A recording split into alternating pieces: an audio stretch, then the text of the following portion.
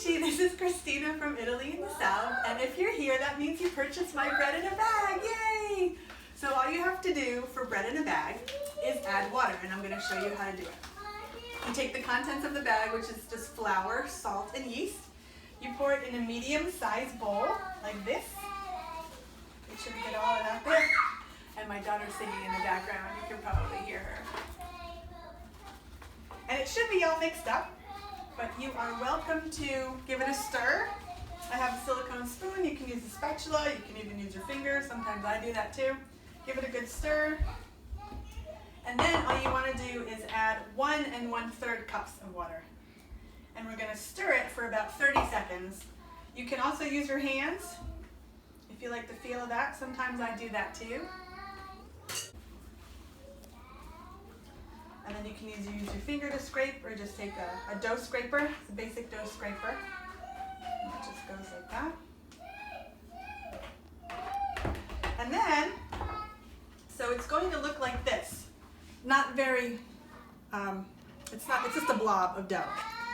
So then you can cover it with plastic wrap, a lid, a shower curtain if you want, and then we're going to set it to rest for 12 to 18 hours. 12 to 18 hours. So I do this maybe in the late afternoon, and that way overnight, then I start the baking process. So I'm going to put it over here to rest. And I also have one that's been sitting here for about 15 hours. And this is what it looks like. You can smell it. This is what it looks like after it's been sitting for 12 to 18 hours. There's little bubbles in there, and that's good. You want the little bubbles in there. That just means the yeast, salt, water, and flour reacted the way it should be. And this dough is much softer than that dough. And you're going to lightly flour a clean surface. I'm using a baking mat here, but you can use a counter or a cutting board. Something that is not going to move, because we're going to mix and we're going to shape it. So then you take either your dough scraper here, or I take the spoon, and I'm going to scrape all this dough all in one piece, and I'm going to put it on my surface here. All in one piece. And it's going to be kind of sticky. And you're going to imagine that this is a dough blob. You're going to imagine it as a clock. And we're going to go around the clock, and we're going to do a technique called stretch and fold. So you're going to take the dough right here and stretch and just fold it. And we're going to go around like a clock. And the dough is going to be sticky. And then you're not going to knead it. You're not going to push down yet. You're just going to go all the way around. You can either move the dough or you can move your hands. Either way is fine. And this is a no-knead bread method. And the reason why it's no-knead is because it ferments overnight.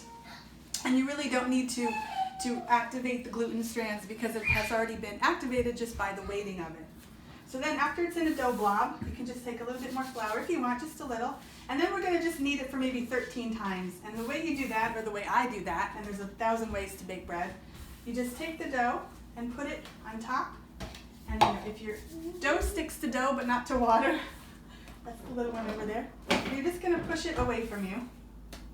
And hold on, I need some water, so just hold on a second. Okay, and we're back. So I just have a little water here because dough will stick to dough, but it won't stick to water. So if the dough is sticking to your hands, you can wet your hands with some water and just kind of knead it some more. And you knead it with the palms of your hands away from you like this. And I'm going to wet my hands a little bit more. And if you're uncomfortable with the way it feels, or if it's too sticky, then you can always add more flour. There's nothing wrong with that. Okay, now, I think I'm going to add just a little more flour to my hands. Now what we're going to do, we're going to take the dough scraper, and I'm just going to make it into a ball. Like that. I'm going to put a little bit more flour here. It's getting a little bit too sticky. Okay, and we're going to just roll it into a ball. And the way you want to do that is you want to keep the blades of your hands, of your pinkies, on your surface. And you're going to keep your dough in contact with your hands as you just go around in a circle. It's just a simple circle, just like this, a simple circle. And you can see how it's already forming more of a ball than it was. And you can put a little bit more dough on your hands. Flour. I like to do flour more than water right now. And you just keep turning it, keeping the blades of your hands on the surface. And if you need more flour, you can just run your hands on there. So after, I don't know, how many rotations was this, 25 or something like that? you can keep it right there. That's a perfect dough ball. If you want to go the extra step, you just stretch the skin over the dough and turn it at the same time. So the movement is, you're bringing your thumbs together and you're wrapping the skin around the dough and you're bringing your pinkies together on the bottom. They don't have to touch.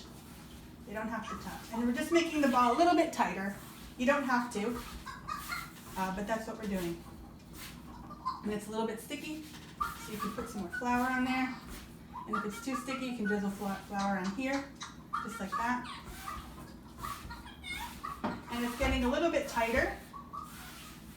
And you can see underneath, my pinkies don't touch, but the dough is pinched underneath. And you just keep going around and around and around. It's hard to tell you how the dough is supposed to feel. I have a teacher who says she does this until the dough feels like a footstool. So it's kind of firm to the touch. And if your hands are sticky, you can rub it on your countertop. Just like that. And then when you're done with that, it'll be a somewhat smooth surface. And you take your dough scraper, either this one or this one, and you put it on you can either put it on a lightly floured surface or you can use bran or cornmeal. I'm using cornmeal right now. And you just scrape it up from the bottom, put it on this surface here, and then you just drizzle with a little more cornmeal or bran or flour, and then you let it to rest for 30 minutes. And I'm going to set my cute little pineapple timer to 30 minutes. And then we'll be back after 30 minutes and I'll show you what to do next. Ciao for now. My pineapple timer went off. I set it for 30 minutes. The bread is still over there covered and it's still fermenting. So it's going to ferment for 1 hour. But after 30 minutes, we're going to turn the oven on and preheat the oven. So what I do is I have a Dutch oven and we're going to put the bread in a Dutch oven. If you don't have one, that's okay. You can use a cookie sheet with a pot base flipped over. Or you could use maybe tin foil if you want to do that. The point is that the bread has to steam. And some people either spray the oven with a spray bottle. That gets a little bit messy, but a lot of people do that. Other people put water in muffin tin trays underneath where their bread is, and you can also do that if you don't have a Dutch oven. But since I have a Dutch oven, I'm going to put mine in the oven. And it's cold right now. And it could be on the middle rack. Shutting the oven. And I'm going to preheat the oven to 475 degrees. And that's that. So I'm going to set my pineapple timer for 30 minutes again. And when this timer comes out, when this timer goes off, I'll be back again with the bread and show you how to put the bread in the Dutch oven and have it ready to bake. See you later. Hey, we're back. The oven is preheated and I moved the bread over here. As you can see, it still looks a little blobby, but when it bakes, it'll form a little bit better. So, whoops. The oven is preheated.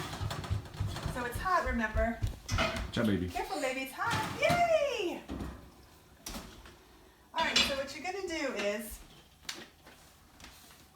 you're going to take the dough scraper and you're going to have it help you lift the dough into the very hot pot. Please don't touch the pot with your bare hands. It just came out of the oven. So we're going to scrape it up like this and then gently put it in the pot. Yay! And then we're going to cover that. And then we put, careful, then we put the oven back in the pot. Set the timer for 30 minutes. Put it back in the oven, I mean. It's amateur night here at Italy in the South. Put the pot in the oven. 30-minute timer. We'll see you after 30 minutes. All right, that was the end of 30 minutes. Now what we do now is we take the lid off of the pot and then we send it back in for another 10 minutes and I'll let you know what this looks like after 30 minutes here. Careful, it's super hot. And this is how the bread looks for now.